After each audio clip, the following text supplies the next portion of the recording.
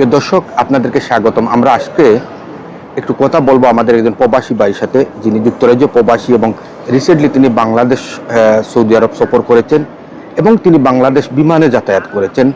আমরা দীর্ঘদিন ধরে বাংলাদেশ বিমানের বিভিন্ন অভিযোগ অনুযোগ শুনছি। কবে এই বিমানের সমস্যা সমাধান হবে, কবে প্রবাসীরা নিরাপদে বাংলাদেশ ঘুরে আসতে পারবেন, এটা নিয়ে সন্দিহান বিশ্বের বিভিন্ন দেশে বসবাসরত প্রবাসীরা। আসলে কি ঘটেছিল ওনার সাথে এবং পরবর্তীতে কি হয়েছে এ বিষয়ে আমরা ওনার সাথে কথা বলবো, জানতে চাইবো অপিনিয়ন। সাব্বির ভাই, আপনি রিসেন্টলি বাংলাদেশে গিয়েছেন এবং বাংলাদেশ থেকে সম্ভবত সৌদি আরবে গিয়েছেন, এবং সৌদি আরব থেকে আপনি যখন লন্ডনে ফিরেন তখন আপনার সাথে এয়ারপোর্টে কি ঘটেছিল? আমার নাম হচ্ছে মোহাম্মদ সাবির উদ্দিন। দিস ইয়ার হজে গেছিলাম সৌদিতে। হজ করে শেষ করে আমি বাংলাদেশে গেছি। আমার বাচ্চারাও আমাকে নিয়ে আসার জন্য বাংলাদেশ থেকে বাংলাদেশে গেছে এবং ঈদ শেষ করে আসছে, এবং বাচ্চারা বাংলাদেশ বিমানে গেছিল। বাংলাদেশ বিমানে যাওয়ার পর আসার সময় আমি ওদেরকে নিয়ে বাংলাদেশ বিমানে আবার লন্ডনের উদ্দেশ্যে রওনা দিই। ঘটনাটি ঘটে গত 13 জুন আমার বাংলাদেশ বিমানের ফ্লাইট ছিল সকাল 9:30টার সময় সিলেট থেকে। আমি যথারীতি আমার সমস্ত কিছু মালপত্র নিয়ে আমি হাজির হই। আমরা 40 কেজি এলিজিবল, আমরা 40 কেজি মাল হিসাবে আমরা নিয়ে আসছি। এই এয়ারপোর্টে আসার পর দেখা যায় প্রায় 27 কেজি 28 কেজি মাল বেশি হয়ে গেছে। ওনারা বলছে, ভাই আপনার তো কিছু মাল বেশি হয়ে গেছে, আপনি কিছু টাকা দিয়ে দেন, আমরা আপনাকে ডিসকাউন্ট দিয়ে দিব। বললাম, ভাই আমি তো এগুলা কাঁচা মাল, এগুলা লেবু এই সেই হাবিজাবি, এগুলো আমি নিয়ে আমার 50,000 টাকা চলে আসতেছে, আপনি বলতেছেন পার কেজি 2,000 টাকা, আমি এত টাকা দিতে পারবো না, দিয়ে আমার কোনো ওয়ার্থের না। তাইলে আপনারা কাজ করেন, আমি আমার আত্মীয়স্বজন এখন বাইরে রয়েছে, ওদেরকে আমি আমার লাগেজটা দিয়ে দিব। তখন বলছে, না আমি দিয়ে দেন না, সমস্যা নাই, আমরা কম্প্রোমাইজ করতেছি, আমরা আপনার সাথে ডিসকাউন্ট দিতেছি। তাদের সাথে ডিলে যাই নাই। তখন আমি কি করলাম, আমার আত্মীয়স্বজন কিছু মালপত্র, খুব গুরুত্বপূর্ণ কিছু জিনিস দিয়েছিল, যেটা আমি না আনলে না হয়। এখান থেকে কিছু 1-2-3 কেজি মালের মতো হইতে পারে, যা আমি এগুলা আমার হ্যান্ড লাগেজে, আমার 5টা হ্যান্ড লাগেজ, আমার 5টা টিকিট, আমার ছেলে ওয়াইফ এবং বাচ্চাদের 5টা টিকিট, আমি 5টা টিকিটে এরকম ছোটো ছোটো জিনিসগুলো আমি আবার ঢুকে ফেলছি হ্যান্ড লাগেজে। ওনারা যখন দেখতেছে আমি হ্যান্ড লাগেজে ঢুকাইছি এগুলা, তখন ওনারা বলতেছে, ওনারা আবার আমাকে টার্গেট করছে যে ওনাকে আমি সেখানে ধরবো। সেখানে যখন আমি ইমিগ্রেশন শেষ করে আমার লাগেজ মাপার পরে আমি যখন ইয়েতে যাব, বোর্ডিংয়ে যাব, তখন ওনারা আরেকটা পাল্লা দেখাচ্ছে, যেটাকে আমরা বলি মুরুগের পাল্লা। আমরা দেখছি যে বাজারে যারা মুরুগ মাপতে যে পাল্লাটা ইউজ করে, ওই পাল্লাটা একজন মানুষ নিয়ে বসে রয়েছে, একজন মানুষ সিকিউরিটির মতো। সে আমি বললাম এখানে কি ভাই?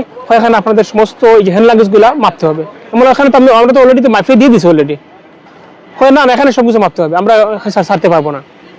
বললাম যে আপনার আপনার যে ম্যানেজারকে, উনি বলছে ম্যানেজার নিয়ে আসার পরে বললাম এই জিনিসটা হচ্ছে, আমরা যখন লন্ডন থেকে এই ফ্লাইটটা নিয়ে আসি, আমরা হ্যান্ড লাগেজ কখনো মাপা হয় নাই, এমনকি রাক্সাকও মাপা হয় নাই। আপনারা এখন হ্যান্ড লাগেজ মাপতেছেন, এটা কোন ধরনের কথা, কোন জন্য বিচার? আর এগুলো তো এই হ্যান্ড লাগেজে শুধু বিস্কিট, আমাদের খাবার চুবো, বাচ্চাদের খাবার চুবো, বাচ্চাদের ড্রাই খানিগুলা। তখন ওনারা আবার মাপছে, মাপার পরে দেখা যাচ্ছে এখানে হ্যান্ড লাগেজ যখন আমি মাপা গেছে, অবভিয়াসলি 7 কেজি জায়গায় 10 কেজি হয়ে যেতে পারে কোনো লাগেজে। এখানে দেখা যায় আরো 12-13 কেজি মাল বেশি হয়ে গেছে। তখন কি করলাম, আমি ওনাদের ডিলে চলে গেলাম। উনি বলছে যে ওই 2,000 টাকা করে প্রত্যেকটা কেজি দিতে হবে। একটা লাগেজ আমি ওদেরকে দিয়ে দিলাম বেল্টে। ওনারা কত টাকা আসছে, 10,000 না 12,000 টাকা আসছে, ওটা আমি ঠেকেস টাকা দিয়ে 12,000 টাকা দিয়ে আমার হ্যান্ড লাগেজটা চালাইছি। চালানোর পরেও আবার যখন আমি আসছি, ওর মধ্যে যে আপনার রাক্সাক মাপতে হবে। রাক্সাক কি কেন মাপতে হবে ভাইয়া? আমি তো রাক্সাক জীবনে আমরা মাপি না।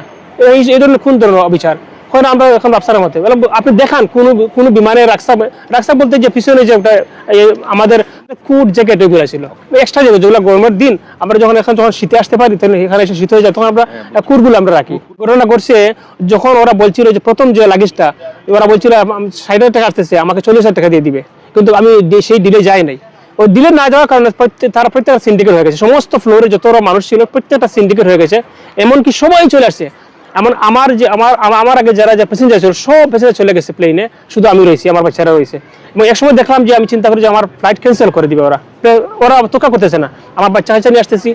আমি তখন ভয়ে আমার বাচ্চাদের স্কুল মিস করবে, এবং এমনিতেও স্কুল একদম মিস হয়ে গেছে, এবং আমি এই ভয়ে ওদের সাথে আমি কোনো বাদ বিতণ্ডে যাই নাই। একসময় আমি আমার বাচ্চা কি করছিল, যারা অন্যায় করতেছিল তখন আমার বাচ্চা একটা পিকচার তুলছিল, তখন পিকচার তুলতে দেয় নাই। কেন? আমি বললাম যে কেন আপনারা তো অন্যায় করতেছেন না, আমার পিকচার তুলে অসুবিধা কি? আপনার এই যে ডিলটা করতেছেন আমার সাথে, এই যে অভিযোগ করতেছেন, আমি দেখাইবো মানুষকে, এটা আপনারা রাইট না আমি রাইট, না এটা ডিলিট করতে হবে।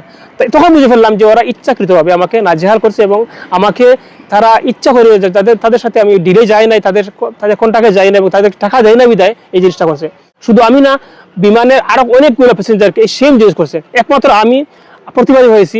আমি যদি না জানাই তো এই জিনিসটা সিলেটের সচেতন মহল যারা দায়িত্বশীল রয়েছেন বর্তমানে, যারা আমাদের এই মন্ত্রীরা রয়েছে সিলেটে, ওদের নজর দেওয়ার জন্য, এবং সেখানে একটা যে পাল্লাটা রয়েছে সে পাল্লাটা হচ্ছে মুরগের পাল্লা আমরা বলি। এই মুরগের পাল্লাটা একটা সিন্ডিকেট, ও যে সিকিউরিটি গার্ড যে আছে তার কোনো আইডি নাই, সে শুধু মানুষকে টাকা, প্রত্যেক মানুষ টাকা দিয়ে আসছে 2,000, 5,000, 3,000 টাকা করে। এই যে হ্যান্ড লাগেজের টাকাটা 102 কেজি মাল হয়ে গেলে 2-3 লাখ টাকা দেওয়া লাগে।